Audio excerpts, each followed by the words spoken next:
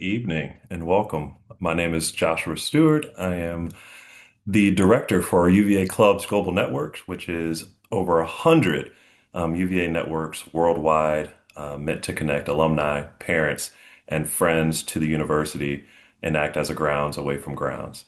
It is my pleasure to introduce this program tonight with the UVA Club or the Virginia Club of New York.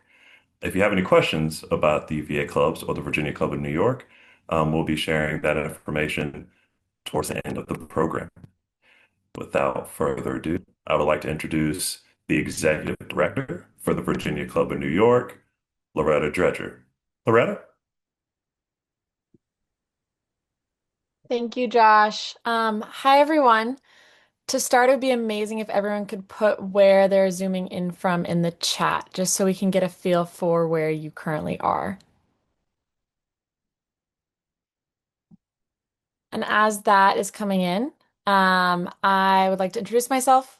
My name's Loretta. I graduated from UVA in 2025, and like Josh said, I'm currently the director of the Virginia Club of New York. We plan alumni events in New York City. We have over 11,000 local alumni, so if you are connected to UVA and you're in the New York area, we're so happy to have you here. Even if you're not in New York, like Josh said, the UVA Clubs network is broad, and we try to host events like this every so often just to stay in touch. I'm so excited to introduce Suzanne, the Essay Conqueror, and the reason why you all are here. And thank you for putting your locations in the chat. Looks like we have a wide variety across the US, which is amazing. Suzanne graduated from UVA in 1989 and is now a member of the Virginia Club of New York board. We are so lucky to have her here today. She has so much knowledge. She has some fabulous tips and tricks that she's going to share. And without further ado, please welcome Suzanne. Hi, you guys.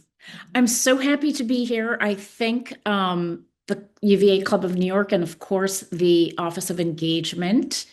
I'm here tonight to talk to you about one of my favorite topics, which is writing, and specifically writing first-person essays as a tool for discovering something about yourself. I'm going to open up my presentation. Oops.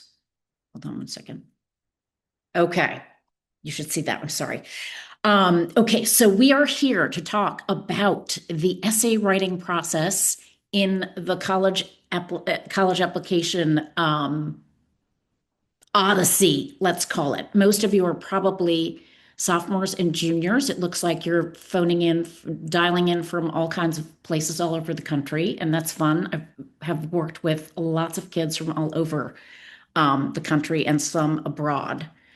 And this conversation, this presentation is what I call observations and insights from the epicenter of the Essayscape, because that's where I feel like I've been located for a long time now. I have coached more than 230 kids to date, as I said, in all time zones across the US and from several countries abroad, kids who are interested in coming to college and university in the States. That means that altogether, collectively, they've probably written 250,000 words under my coaching, and that includes what we'll go into: personal essays, supplemental essays, and even some grad school and transfer and scholarship essays. And all of my students are different. They are each unique. They differ in their writing ability. They differ in their interests, in their backgrounds, in the kinds of schools they want to go to, what the rigor of those schools might be, whether they're huge Division I marching band type schools or small liberal arts schools tucked away in the mountains. And because of all of that, they bring all kinds of perspectives and material to what they're writing about. My background is as a reporter and a writer and an essayist myself. And I also think of myself in my coaching role as an interviewer, which is something I get from being a reporter, and an explainer. And those are two things that I love doing, especially with young minds who have better memories and observational characteristics than I do. As Loretta said, I graduated from the college in 1989 and I was a trustee of my class. I was a history major.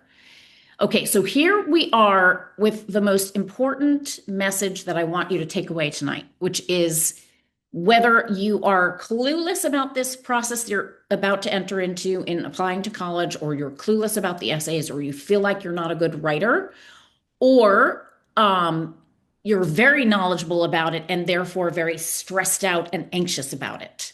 I want you to think of one thing like this iceberg.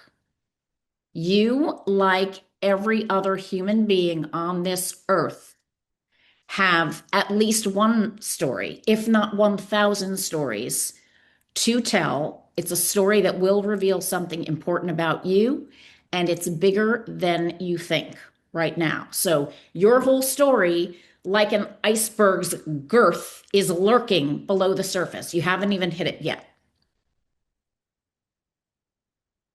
Okay.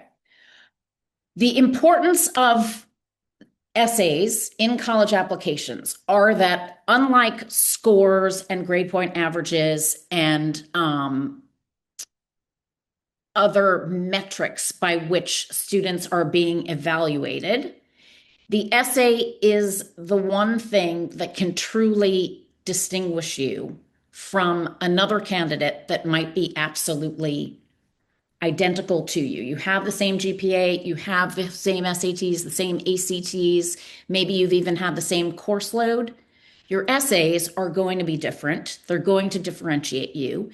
And given that the essay is entirely within your control, unlike, that SAT you took when you had the flu, you had no control, or a teacher that maybe you don't have a great rapport with did not give you the grade that you wanted, you didn't have control. You have control over what you're going to write about. And that's something, again, to really think about. In some cases, depending on how competitive a particular university is, the essay can carry a lot of weight in the overall importance of your application. In some cases, it can be a fifth, 20% of the weight of all of the material that's reflected in your application. And that's the difference between being accepted and being denied. So why not take it very seriously? In the world that we are living in, we have lots of things that are kind of competing to make things a little bit tricky for us. Some of us have had, some bad habits that we've developed from being educated on Zoom. We There's been a lot of back and forth on whether or not SAT and ACT test scores are required by various universities. It's almost like whiplash because some of them were done away with during COVID. And then when COVID kind of dissipated requirements again, certain schools then required that you have your tests again. The point there is that when a school is test optional and you opt not to submit your scores, then that's one, not the metric of test scores to be evaluated. We've had a rollback of affirmative action. So therefore, you've got to use every opportunity you have, such as the writing of essays, to distinguish yourself. Another one is, and this I've been speaking about this for 10 years now, the great reading crisis of the 21st century. We are not reading in the way that we have read in the past. And the reason that this is important, it's so important, but the reason it's relevant in a conversation about writing is that reading is the best way to become a better writer. And so I encourage all of you to, if you're not reading enough right now, then start reading as soon as you can so that you are osmotically, by osmosis, improving your writing abilities and looking at how the experts do it. As we know, we live by 20-second video. It's a tyranny of the video snippet, and our attention spans thus are diminishing. Again, that's important in the context of writing because writing does require concentration and focus. Also, TikTok, I don't think is doing us any favor in the way that people on TikTok are speaking. It's not necessarily teaching you. I don't mean a teaching video on TikTok. I mean the general parlance, the general way in which people communicate on TikTok is not necessarily translatable to the kind of prose that you're going to be writing in your essays. Same thing with social media in general, just the single lane, one way communication. You're not getting the feedback necessarily that you need in order to improve your writing. And then we have ChatGPT, of course, and its siblings. And the thing about that is that um, artificial intelligence at this point does not necessarily have the complete ability to channel what it is that is in your mind and in your heart into writing as you would do it on your own. So TikTok, for example, is not going to be writing your essay for you, and ChatGPT doesn't know anything about you for real. And all of this is 100% in your control. Okay, so specifically, what we're talking about in terms of writing is kind of falls into three different buckets. Many of you know about the Common App, which is this incredibly convenient portal where you submit all of your applications, assuming the schools you're applying to are subscribing to the Common App, and that's pretty much all schools. And this is where you will find the prompts for what is called the personal essay. That's the big first person essay, 650 words, which is not really that much, but it does have to be well done. You can write something that's shorter. And you choose from among 7 different prompts. One is about your background and your identity. How does that define you? One might be about an obstacle you've overcome. One might be about a moment of personal growth that you've experienced. One might be about challenging a belief. One is about what you're grateful for. One is what captivates you. And then there's a free write. So it's really 6 prompts out of 7 that give you a little bit of direction on what you might be focusing on.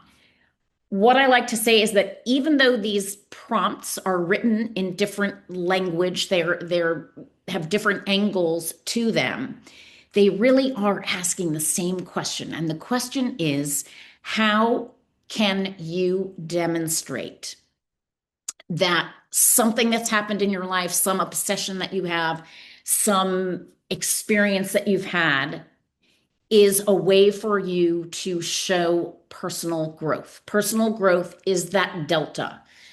Who were you when you were 1.0 versus who were you when you were 2.0? What is it that has revealed to you that you have developed a new skill, that you've learned how to be more empathetic toward other people, that you truly have a desire to be the world's greatest juggler? These prompts are just a way of teasing that out of you. But the real question that they're asking is, are you an insightful person who is observing what's going on in your life and able to extract some meaning, an aha out of it? Another category of writing that you will be asked for by certain schools, not every schools, is the supplemental category. This tends to be a shorter essay. Some schools, depending on the rigor, will ask a lot of supplemental questions, and they tend to be opportunities for you to demonstrate that you are an appropriate candidate specifically for the school you're applying to. So you might have to demonstrate how it is you think that you are a fit. You demonstrate what kind of knowledge you have about the school. It might be a question about the community and how you'll contribute to it, or how you're going to use the academic offerings to advance your chosen course of study. And then finally, in the California system, University of California system, that application asks you to answer 4 distinct questions out of 8. Again, they're all asking for you to show self-knowledge, personal growth, that there's been some change through an experience, maturity. And these These answers are shorter than the personal essay on the Common App, but they're also more sort of business oriented. They're more focused. You'll be asked about your ability as a community builder. You'll be asked about your creative side, a special talent or skill, where you've demonstrated leadership, where you've taken advantage of an educational opportunity. There is still a way to be creative in your answers, but they are shorter and more focused. And you answer 4 of those. Okay, so again, as with the iceberg, you are the OG of your story. I encourage you to take control of it. You can brainstorm with what makes you giggle, what blows you away, your eyes go so wide, something you've seen, something you understand for the first time. Be curious, be original, be humble, be vulnerable, be precise, be consistent, be reliable. The reader of your essays wants to know that you are a reliable narrator. That means that you've got the facts, you've examined the facts, and you are relating your experience in a truthful and authentic way, and you're extracting from it some meaning and some knowledge about yourself.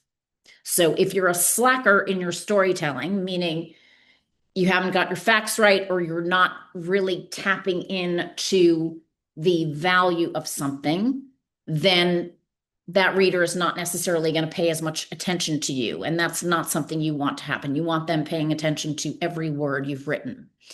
And the way that I sum this up is specificity trumps summary every day of the week. If you have written about loving food, but not being specific about what kind of food or when you like the food or whether or not you cook the food. You haven't said that it's, specifically a coconut shrimp that you've got a recipe for from your favorite grandmother and your tongue is on fire when you try it. But instead, you've just said, I love food. I love eating food. I eat food on Thursdays. That's a general summary versus the specificity of the coconut shrimp that grandma taught me how to make, and my taste buds are on fire when I eat it. That latter explanation that I just gave you about the coconut shrimp is specificity versus summary. And when you write in specificity, we know, the reader knows, you've got the facts on the ground. You are the reliable narrator who's taking the time to think about your life and the meaning of it. Okay, so there's a lot of sort of chatter out there about essays maybe that are a little bit cliche, or they might be things that you should not write about. I hate to say that you should not write about anything, because an essay that is well done, even about a common topic, can be very successful. However, there are topics that come up frequently that probably, if you take them on in your essay, you're not doing yourself any favors, because it might seem as though you haven't been original or careful enough in figuring out something that is a little bit different or distinctive about you.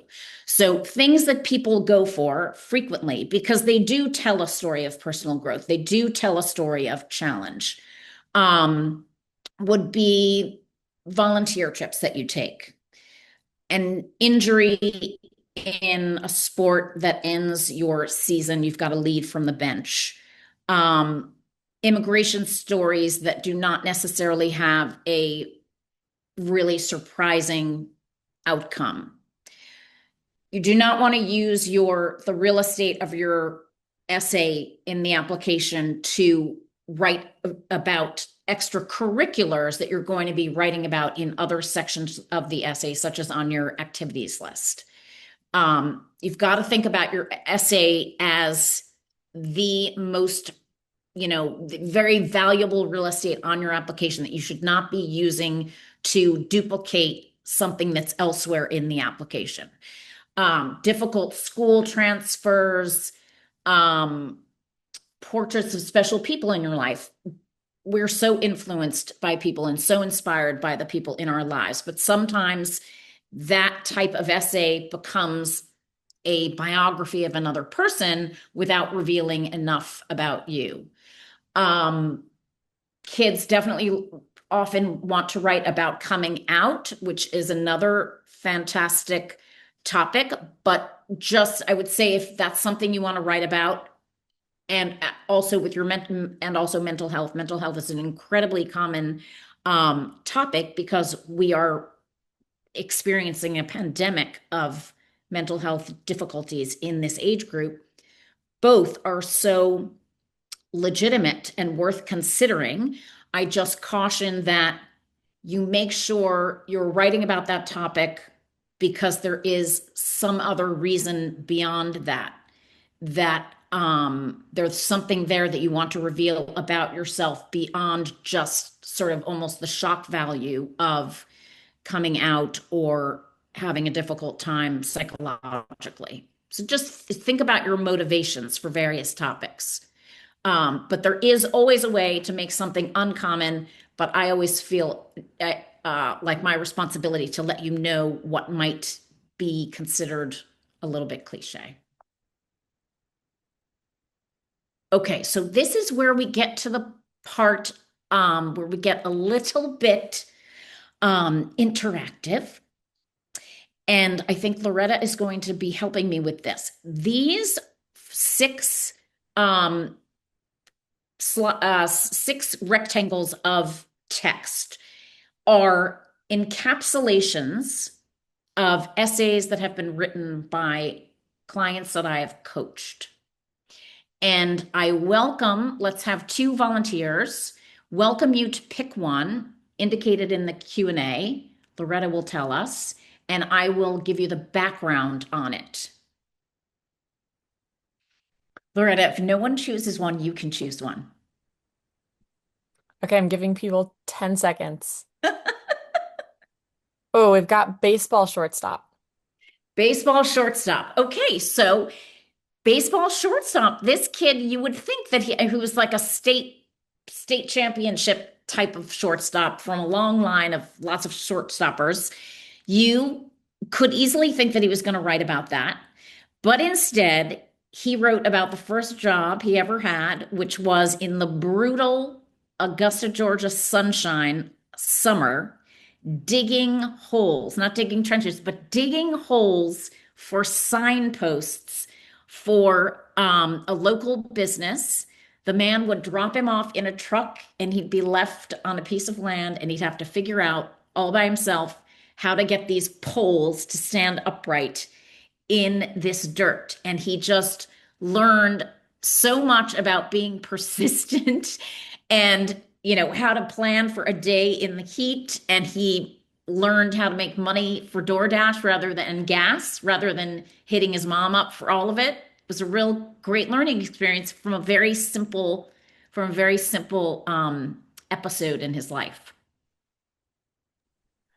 Now we have big sister. I like this one also because this is another somewhat simple one in that this particular student was having a lot of difficulty with friends in a particular year in school. I think it was sophomore going into junior year. She found herself really withdrawing, like maybe different groups shifting, and she was feeling really bummed out. And even abandoned a regular ritual that she had with her sisters, that she drove them to the same frozen yogurt. This was in the East Bay outside San Francisco. She would drive her sisters to frozen yogurt. They'd get the same orders, sit at a little table, just chat, catch up on the week and on whatever had happened that week. And in this period of time when she was feeling down, she stopped taking the sisters and she started to notice how much they missed having her company, having the time together. And when she restarted the ritual, she was so grateful that she did. She realized how much those relationships meant to her. And it gave her the footing, like the more solid footing to be confident and go out and recharge some new friendships for herself. Okay, so I'm going to move on. I think I'm going to move on. Okay. Okay, so the key here is you are a reporter with the beat of your own life. You're on the beat of your own life as a reporter. You've got to observe what's going on, you've got to report, but you've also got to analyze, interpret, and reflect. You've got to be thoughtful. And the way that I sum this up is to say you're documenting your intellectual curiosity, you're showing evidence of your ability to be resilient. You're showing proof of your perseverance. You don't give up. All of these qualities are things that colleges and universities love to read about in their incoming students. Willingness to be vulnerable. That shows that you're going to be a good community member. Manifestation of insight. This is where you are seeing how you yourself have changed, how you've grown, how you've matured as a result of some interest you've had, some experience you've had, something you have accomplished. An affirmation of character and spirit as generous and collaborative and compassionate, and that you show promise as an engaged citizen of the world. So don't be a zombie, be alert, be observant, think about yourself, think about those around you. Everything is material. Okay, anyone else interested in a description of or the backstory on one of these essays?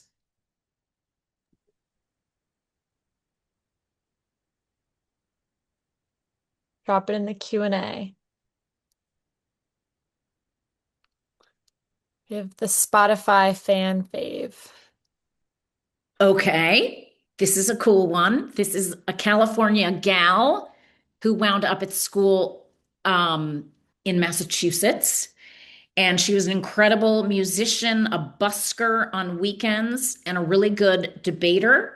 So she could have found her sparkle in all of those things, and she did, quite frankly. But when it came to writing this essay, she took herself back to a farm in Massachusetts where her grandparents lived, and how she worked her butt off every summer picking fruit, specifically persimmons. And there was one summer where she made it to be the boss of the pick, is what it was called. So she was in charge of all the pickers on particular days. She loved this fruit, very tart little fruit, but she had all these other superstar qualities, and it was down sweaty and dirty in the fields or orchards of persimmons where she really felt like she had found her worth and her value as a person. We have a couple requests for the TikTok addict. Okay, now this one was early in the pandemic. So this was like a fresh idea, this TikTok idea. This was a very talented basketball player who lived in Colorado, and she got injured, right? So that's tempting to write about the injury and how you have to lead without being on court. So she was on the bench all the time. She gained a little bit of weight because she wasn't working out because she had this really bad leg injury. And of course, pandemic at home on TikTok too much, scrolling, and seeing for real that her algorithm was taking her to bikini beach body. You can survive on an ice cube. You don't have to eat. Crazy negative messaging on what she looked like or what women are supposed to look like. And she started feeling really bad about that. And then she noticed that all of her friends were in this same algorithmic trap of, self-destructive behavior. And she decided, she talked about positive body image, and she wound up forming a little club for girls at school on positive body image, and they slowly kind of recalibrated their TikTok algorithms, but this was a really big deal at the time. And she wound up at Boulder. Do you have time for one more? Yeah, sure. The champion volunteer. The champion volunteer. Um, okay, let me see who this is. Oh my gosh, this one. This is another California kid really into the mechanical aspects of tech and computers. And as I will say, I learned something from every student that I have. That's what makes it so much fun. And from this kid, his essay began with him telling me about an Arduino. Probably everybody out there knows what an Arduino is, but I did not know what it was. It's a little device that can become a controller for all kinds of games and processes that you might want to build in tech. So his essay began with the purchase of his first Arduino, and he wound up designing all kinds of games on his own. And he happened to be a tremendous volunteer. Um, and I think he's now studying computer science. I think he's at Santa Cruz, UC Santa Cruz. So he's controlling his destiny, the controller. Okay, moving on. Okay. Okay, so you remember from an earlier slide, I talked about the great reading crisis. Getting you to read and specifically to start reading as many essays as you can that are samples of either the personal essay or of supplemental essays or of the UC personal insight questions. Read them in order to know what it is you can be doing, what you're expected to be doing, how to present your idea.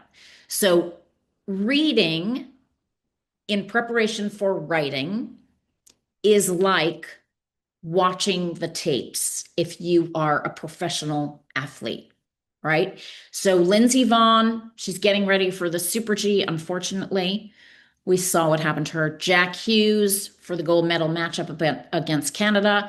Ilana Myers-Taylor for the bobsled run of her life. Yes, they are fine-tuning their starts. They're drilling their shots. They're perfecting their technique, whether it's turns or gates or at the goal. They're lifting weights. They're carbing up. They're eating protein and greens.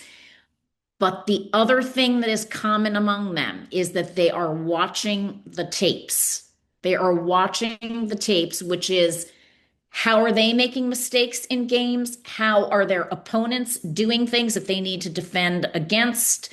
Where have they slipped up on something? That is the knowledge you're going to get from reading sample essays is to think of yourself as the athlete watching the tapes before you perform. You want to know what others are doing, what is expected of you, how you might present a particular story. Okay, so right now, pro tips, get a Common App account. It's free, commonapp.org, and start exploring. You'll see entire applications on the commonapp.org, and you can get it, as I said, for free.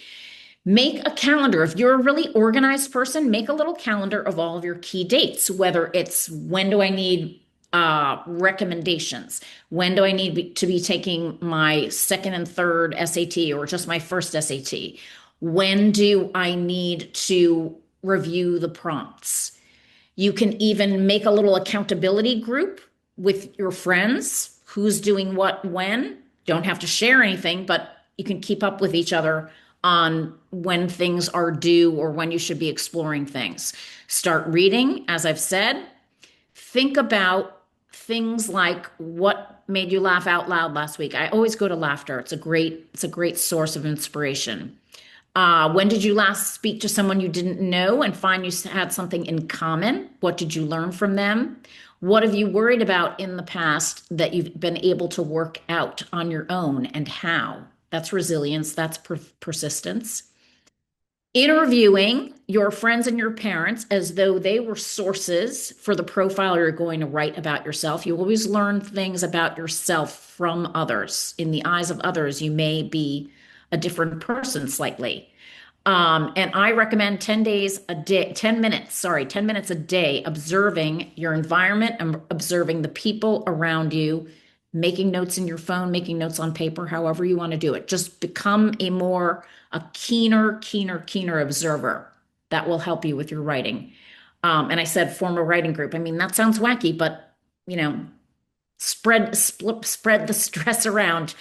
Okay, so they did it, so can you. So this is just a million different schools that kids I've worked with have gotten into or gone to. It is doable. It's totally doable. I want you to remember that. Okay, so now we have time for pitch a topic, any topic. Loretta? So feel free to drop a topic in the chat that, sorry, not in the chat, in the Q&A that you'd like to discuss live. We have one that's actually been sitting here for a little bit, and it's what about writing about intellectual vitality?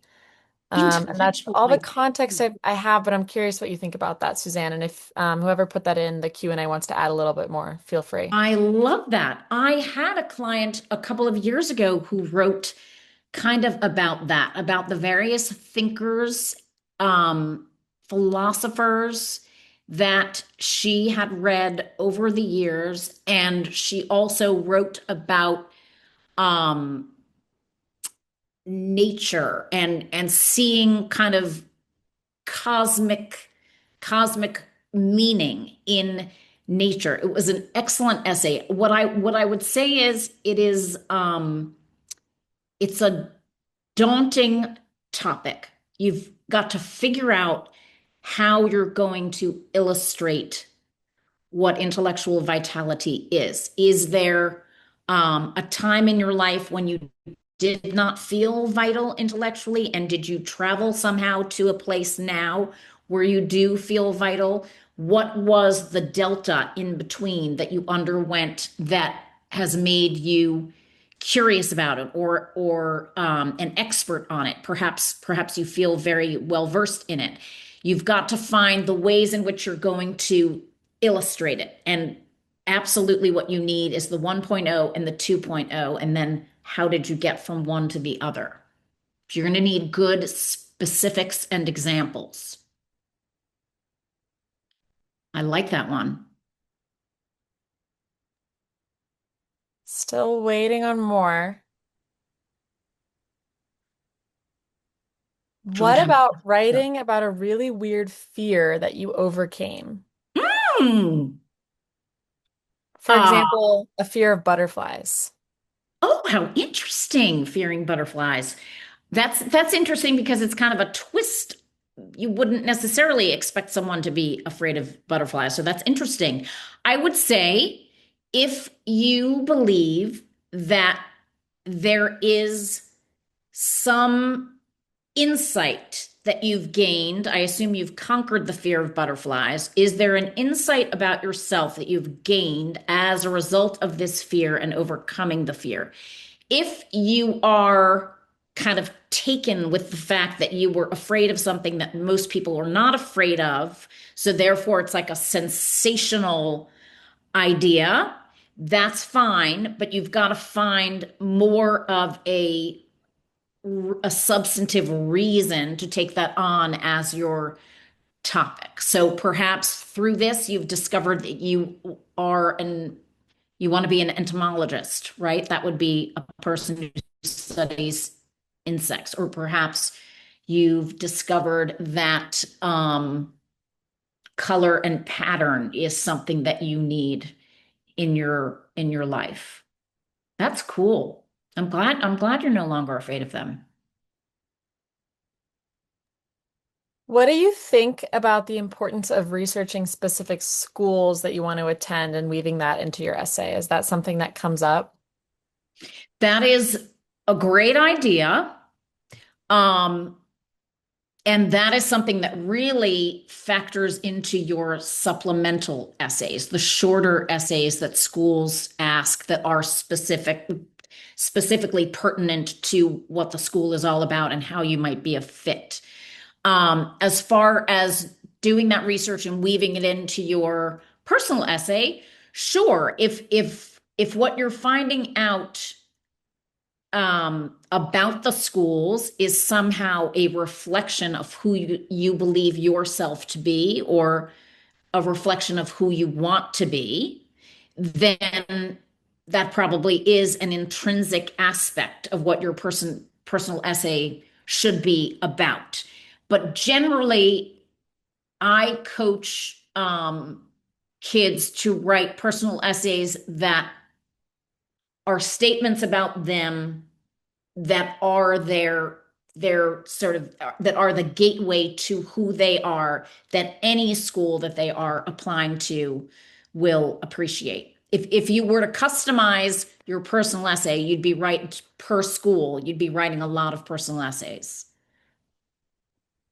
So that kind of answers another question that just came in. The personal essay is written once. Your supplementals are written differently for every school, and that's what you typically advise. Is that correct? Exactly, exactly. And you can, over time, let's say you apply for early deadlines, early decision and early action, which are generally November 1 and November 15. Maybe you apply and you've written one personal essay, and then you decide, you know what, I can update it. I can, make it a little clearer in this aspect, or focus on something else. You are able to change it for your next submission. That is possible. Couple other topics have come in the chat here. What about writing about a journey with a significant health issue and how it inspired a desire to enter the healthcare field? I love that. That is definitely common, but in a good way. And the the secret with challenges like that, as I was talking about mental health and also physiological struggles, um, that's always a great opportunity for you to show your persistence, for you to show your vulnerability, your resilience. All of those are incredibly important qualities for a person who's growing up and going to college. And if you can show how you've come through it, and this is what this candidate is talking about, you've discovered your desire to be a healthcare worker as a result of having been the patient, then that's a fantastic outcome. Obviously, I would not advise writing about a struggle such as that and sort of dwelling in the illness or dwelling in the struggle. The reader wants to see that you have pushed your way through it. You might not be out of it yet, but you have had a persevering attitude about what has been happening to you. And you'll have insight. You'll have insight about what it's like to be a patient that you can then give back to your patients. A couple questions have come in about extracurriculars and if extracurriculars are your passion. Um, I know you said not to list things in your comment essay that are listed elsewhere in your application, but the question is, what if that thing, like the sport, basketball is their passion or videography is their passion? How can they weave that in a unique way? Yes. Okay. So I would say, find a distinct aspect of that extracurricular, whether it is the sport or it is some other hobby. If you can find an angle on it. Okay, it's easier for me to explain this with an example. Okay, so I had a client in San Francisco who was a very talented field hockey and lacrosse goalie, and she was also a pioneer of pet rescue, and she also was a very good golfer. And we had agreed that we didn't think she was going to write about lacrosse or field hockey, and not necessarily about golf, and not necessarily about pet rescue. But then she was an only, she was a single. She didn't have siblings. And to get to the high ranking level of golf that she had achieved, her parents had kind of run out of time to play new 9 and 18 hole courses with her. So eventually they were just dropping her off at golf courses on her own with her, pink golf bag. And she would have to roll up onto the course and play with whomever was there, whether it was a threesome of middle-aged beer-bellied men sloshing back beers in Tommy Bahama shirts, or it was an elderly couple, she had to be game and play because she needed to just get that experience. And so the side effect was that she became an incredible conversationalist. And I experienced this by having her as a student. Incredible conversationalist because she had to speak to all kinds of strangers all the time on the golf course. And she said at one point in the essay, these guys were rolling their eyes when the little girl came up onto the course. And she said, and then I smoked a 250-yard drive. And then they paid attention. So she found a way. Yes, golf was the lens, let's say, but she chose to write about conversation, or conversation was the lens through which she looked at golf. So if you had something like that, because it is such a passion, as you said, um, you could do something like that. Thank you. What about writing about coming from a multicultural background, and how, like, for example, having a biracial family influences who you are becoming? That's great. That is frequently, I've had lots of clients who have written about, mixed backgrounds, different parts of the world, different races, different religions. That is always, you always have really good material from something like that, but you've got to focus on, why am I telling this story? Why am I telling the story of me having a mixed background beyond the fact that it's less usual, that it's less common? What is it that, is there something you've had to struggle with? Have you had identity difficulties? What are you getting from each of those cultures, and how is that informing you as a person? Like, how does it affect your perspective? I had um I had a client who had an Irish mom and a Polish dad, and her last name, her surname was an incredibly complicated multi consonant name with lots of Z's and K's. And she vowed from the age of 10 she was going to change her name as soon as she became 18. She's going to change this name. People made fun of it all the time. And then her uncle, who had that same last name, who was a journalist, died in the first days of the Ukraine war, when his vehicle, he was a cameraman, when his vehicle was hit. And all of a sudden, she realized, I am not changing my name. I am proud to have that name. I want to be a journalist like him. So she wrote that whole story of how she changed her mind in an instant, something that she had vowed to do for many years. She realized that it was not her anymore, that she really was proud to carry this name. So my point here is that you can find just little glimmers that help you tell a bigger story that is not necessarily the story you would think you'd tell. What about advice for introverts who maybe don't have the flashy external experiences that some other applicants have? I love that question. And let me tell you, we are in the dawn of the age of introverts. Extroverts get all the credit. And I say that as one. No, they have so much to give this world. So the question was, if you don't have but I'm going to say, you're saying you don't have the flash of an extrovert. Is that what it is, Loretta? It's more just like, what if you don't necessarily have specific things that you're thinking you want to do in college, or like this just relationships with people or things that you're doing on the outside? What if, I guess it kind of ties into a more introspective essay, Yes. and what you would recommend for that type of an essay. Yes. You are not this person, this introvert is not lacking for things to write about.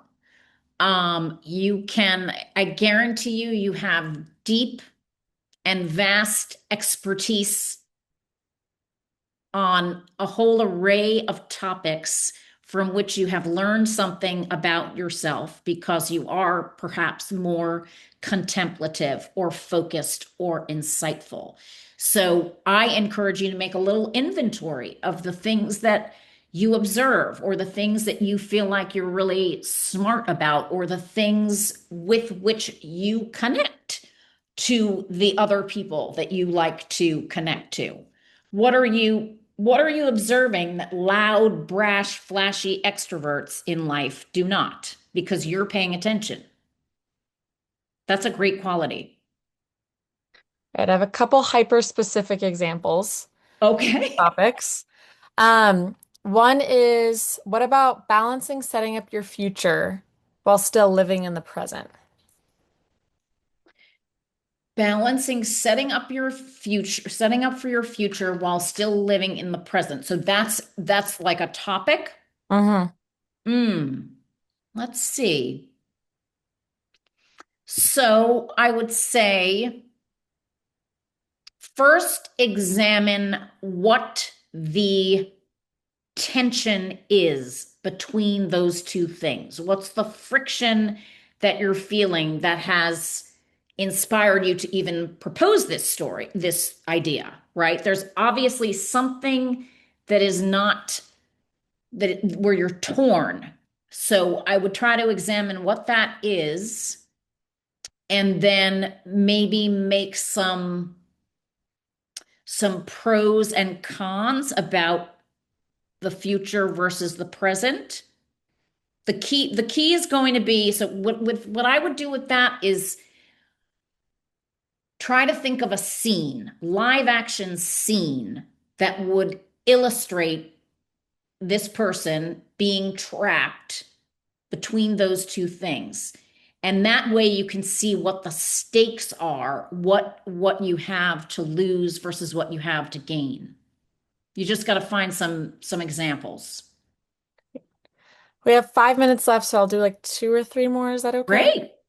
What about an injury in sports? And I know you Hmm. said that was one of the topics that's kind of cliche. What about if it leads to a discovery of a new passion and that new passion becomes a huge part of your life? Yes, we can. That's always great. If you can show how the evolution happened, if you can be vulnerable about letting that first thing go, that was not easy, and then demonstrate for real what that new passion is. Um, I think that could work. You've just gotta pull out of that, mine it for what you learned about yourself. What did you learn about yourself? What about writing about learning to manage stress and let go of needing everything to be perfectly controlled? Hmm, the perfectionist. I had a fun client from Georgia who was a, very self-proclaimed perfectionist, crazy a 5.9 GPA and great test scores, and also a volleyball setter. And she wanted to write about something that really wasn't about herself. And as we talked and we talked and we talked, conversation is always good. You need to have these conversations. She revealed that she was a calligrapher. Not only was she a calligrapher, she was a very in-demand calligrapher in her town. She was often asked to do all of these fancy gala invitations, wedding invitations, etc., because her writing was so beautiful. And we figured out, calligraphy is your channel for that perfection, for that beautiful creativity. So she figured out how to um, sort of showcase her perfectionism, but in a way that she gave herself a break.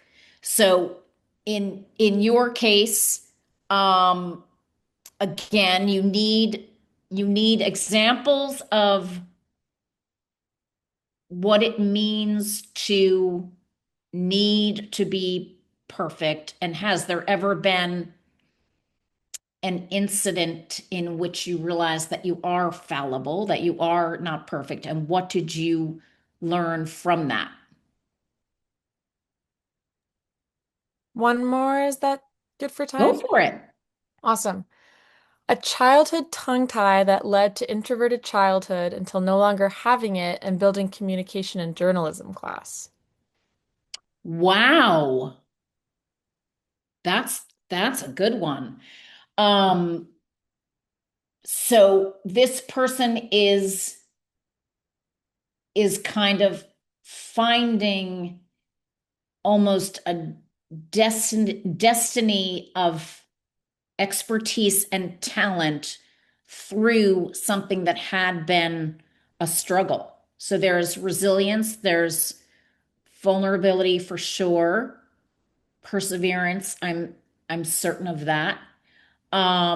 Is there an element, if there's an element of being helpful to other people, maybe who are suffering with the same difficulty?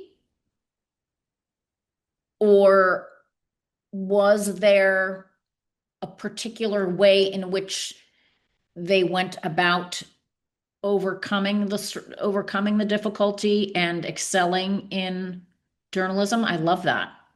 You know, there's a very famous, there are a couple of very famous stammerers and stutterers who are very high profile journalists.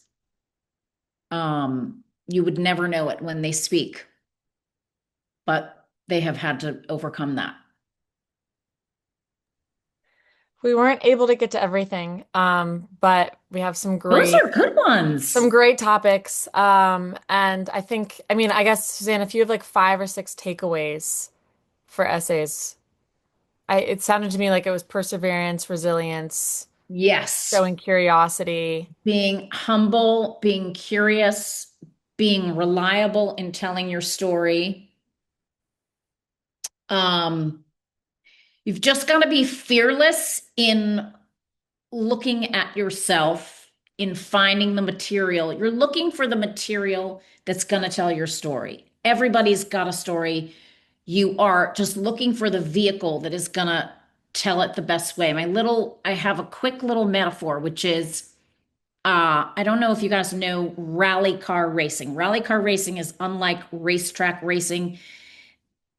Rally cars do a race in a particular geography over a particular topography. So I always like to say that in this particular example, a bright red car that says SG, those are my initials, 1.0, takes off from Johannesburg, South Africa. And in however many days, it's going to make its way all the way to Cairo, Egypt.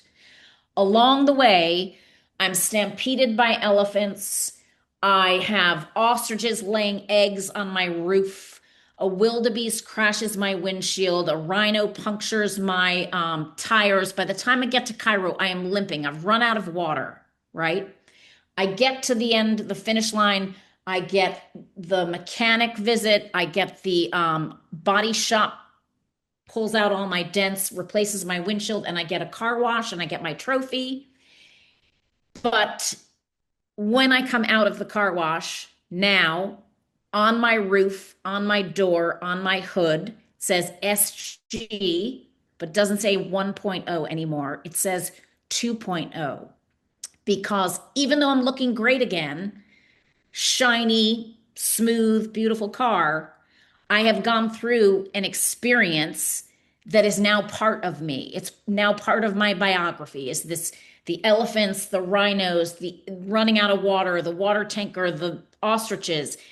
I will never be the same person again. That's my delta between the 1.0 and the 2.0. Maybe it's something as simple as I learned that I will never travel by myself again. Maybe it's something that I've decided I want to be a game warden, but that experience is now part of my character.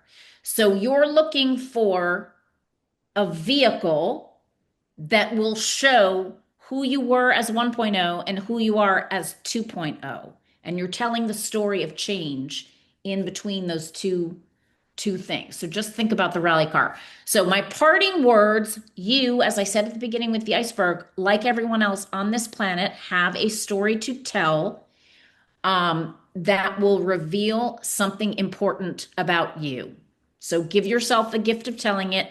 There is no satisfaction or feeling of confidence more magical than expressing your own story in your own words. I really, really mean it. Um, and I think that's it, right? I'm saying thank you Yeah. to all of my, thank you, Josh. Thank you, Joy. Thank you, Loretta. Thank you, Suzanne. You're This was welcome. wonderful. This was recorded. So if anyone came in late or missed a little bit, it will be recorded and sent out in the next few weeks. Thank you so much for joining us. Thank you, Suzanne, for all of your wonderful insights. I feel like I'm ready to apply to college again. Um, but glad that I'm not. But wishing everyone the best of luck, on behalf of the Virginia Club of New York and the UVA Office of Engagement. Thank you so much, and have a wonderful night. Bye.